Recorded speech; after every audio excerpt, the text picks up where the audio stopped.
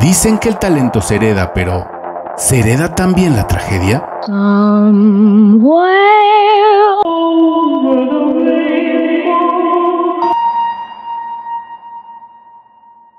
Cuando eres la hija de la mujer más amada y rota de la historia de Hollywood, Judy Garland, tu destino parece estar escrito con la misma tinta de pastillas, alcohol y suicidio prematuro.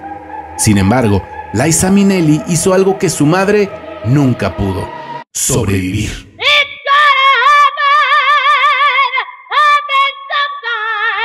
Ese grito no es actuación, es el sonido de una hija rompiendo las cadenas de su madre.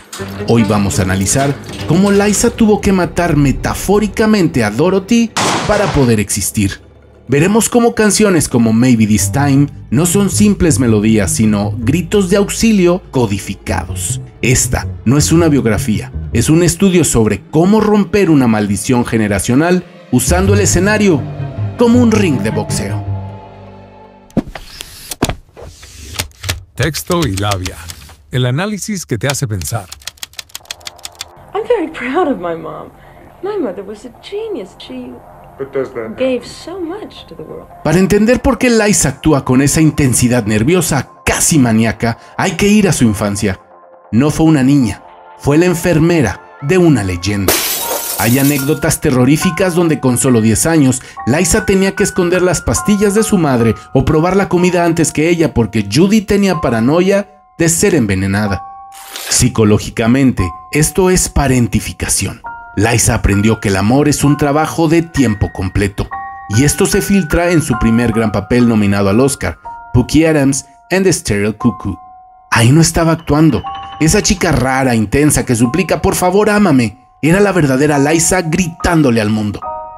Heredó el vibrato eléctrico de su madre, sí, pero mientras Judy cantaba desde la melancolía de algún día, Liza cantaba desde la urgencia del ahora o nunca, porque ella sabía que el mañana no estaba garantizado. El exorcismo ocurrió en 1972 con Bob Fosse y la película Cabaret. Si Dorothy Gale representaba el hogar y la esperanza, Sally Bowles representaba el sexo, la política y la decadencia de Berlín. Fosse y Liza diseñaron un look que era la antítesis de Judy: pelo cortado a tijerazos, pestañas que parecían patas de araña y movimientos corporales espasmódicos. Analicemos la canción central, Maybe This Time. A diferencia de las canciones de su madre que eran sobre sueños lejanos, esta canción es de una perdedora que sabe que va a perder, pero ruega por una victoria.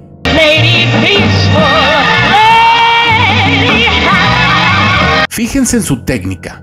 Judy tenía un vibrato rápido de cabrita que denotaba fragilidad. Liza, en cambio, ataca la nota directa con el pecho abierto en pleno belting. No pide permiso, exige ser escuchada. Es la diferencia sonora entre pedir ayuda y tomar el control.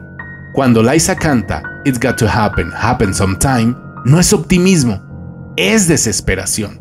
Es Liza diciéndole a la industria: no soy mi madre y voy a ganar. Liza Minnelli. Al llevarse el Oscar, Liza no subió como la hija de Judy. Subió como una fuerza propia. Fue su declaración de independencia firmada con sangre y brillantina.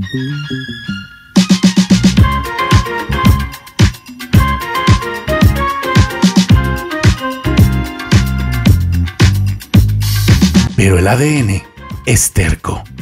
Liza cayó en el mismo abismo: Valium, alcohol y la noche eterna de Estudio 54. Pero aquí está la diferencia clave. Judy murió a los 47 años. Liza decidió vivir. Su himno, New York, New York, escrito para ella por Kander and Eve, lo dice todo. No es una canción feliz, es una canción desafiante. If I can make it there, I'll make it anywhere. Es un reto a la muerte. New York, New York. El costo ha sido físico. Liza tiene caderas de titanio, rodillas reconstruidas y sobrevivió a una encefalitis viral que, según los médicos, la dejarían sin caminar ni hablar. Pero ella convirtió su recuperación en arte. Top of the hill. escenario, Liza no oculta el esfuerzo. Suda, tiembla, jadea. Esa es su arquitectura del dolor. A diferencia de la perfección inmaculada de otras estrellas, Liza nos deja ver lo difícil que es mantenerse en pie, y por eso la amamos, porque verla cantar es verla sobrevivir en tiempo real. El círculo se cerró en la ceremonia de los Oscar de 2022. Lady Gaga, que claramente bebe de la influencia de Liza, se inclina y le susurra "I got you", y Liza responde "I know". I got you. La niña que pasó su infancia cuidando a su madre, finalmente permitió que alguien la cuidara a ella frente al mundo. Liza Minnelli no es solo la hija del Mago de Oz, es la prueba viviente de que puedes caminar por el camino de baldosas amarillas, ver que está roto, caer en el agujero negro de la adicción y aún así encontrar la forma de volver a casa. Liza no sobrevivió gracias a Hollywood. Liza sobrevivió a pesar de Hollywood.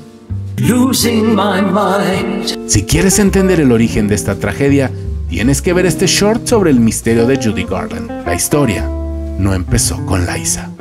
Yo soy Emanuel Moreno y esto es Texto y Labia.